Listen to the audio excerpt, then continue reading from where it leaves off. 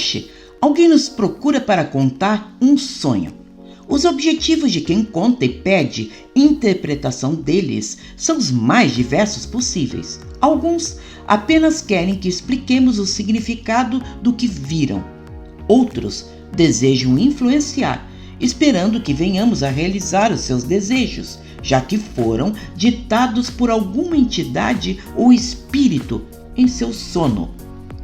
As intenções de quem conta podem ser as mais variadas possíveis, mas de fato, o que é um sonho na visão umbandista?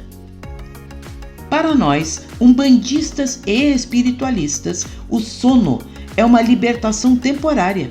Será quando a alma se separa por alguns instantes ou horas do corpo físico, ficando em liberdade para ir aos planos espirituais ou materiais em seu estado original, ou seja, exatamente igual ao estado que ficaremos após a nossa morte. Serão instantes que procuraremos contato com aqueles que já partiram antes de nós, matando as saudades. Falaremos com nossos guias espirituais pedindo-lhes orientação. Visitaremos em equipes os doentes e necessitados. Vamos às colônias espirituais ser alunos em suas inumeráveis escolas, aproveitando esses tempos livres. Mas todos somos assim? Sabemos que não. Uma das leis divinas mais importantes é a lei do livre-arbítrio. Dependendo de nossa inferioridade moral, vamos buscar entidades vampirizantes, semelhantes a nós, para obter sua companhia.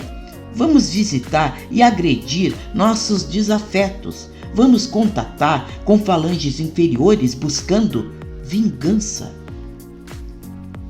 Sim, é durante o sono que somos aquilo que realmente somos, sem mentiras. Vamos buscar nossos reais interesses, que nem sempre são os melhores.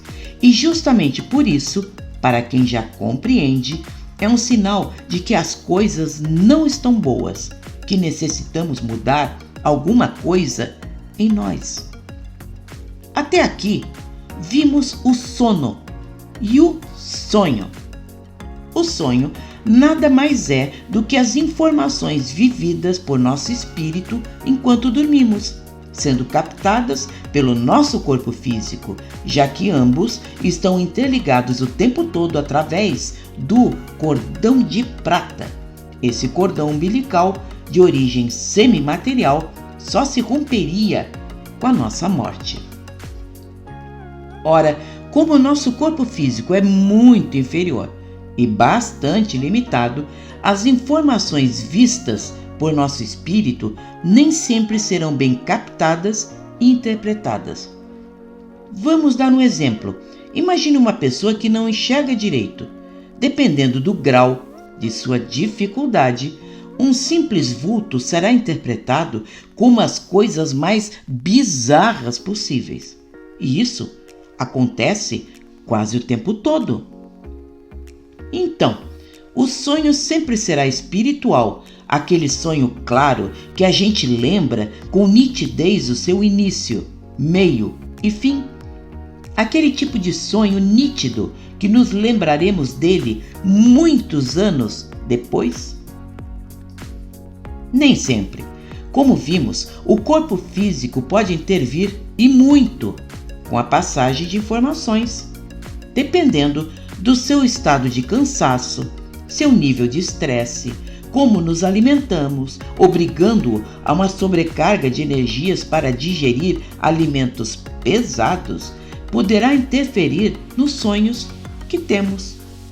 Poderá atrapalhar o desligamento de nossos espíritos nos períodos de descanso, tornando ainda mais difícil a passagem de informações, passando a ser interpretadas muito misturadas, estranhas e sem nenhuma lógica.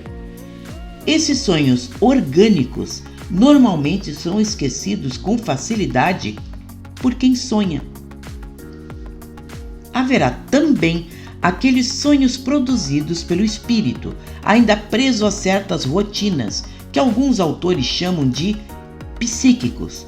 Serão como aqueles sonhos onde imaginamos trabalhar no mesmo local, mesmo após muitos anos.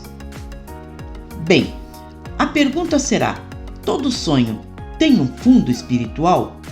Por princípio, sim, mas o corpo pode atrapalhar muito nesse processo e um sonho, que seria importante, pode virar uma grande bobagem, sem pé nem cabeça.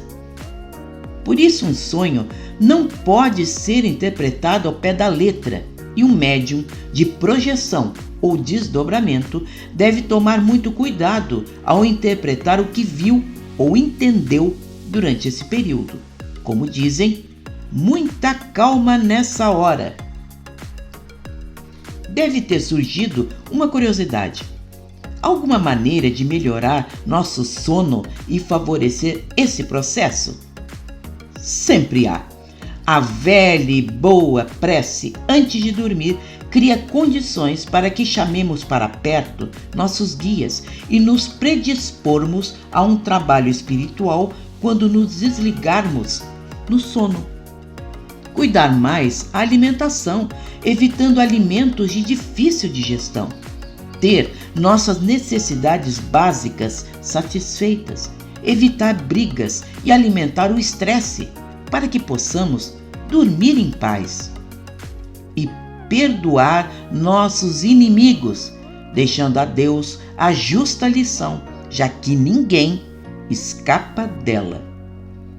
Eis porque um médium não é médium apenas nos raros dias de sessão onde nos predispomos a incorporar por apenas algumas horas por semana para nos ajudar e ajudar a quem precisa.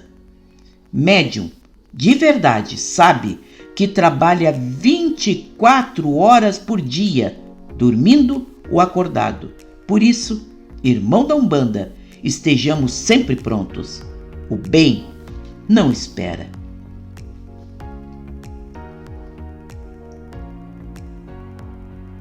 Gostou? Dê like, compartilhe esse vídeo e inscreva-se. Toda semana um vídeo maravilhoso feito com carinho para você. Até a próxima semana.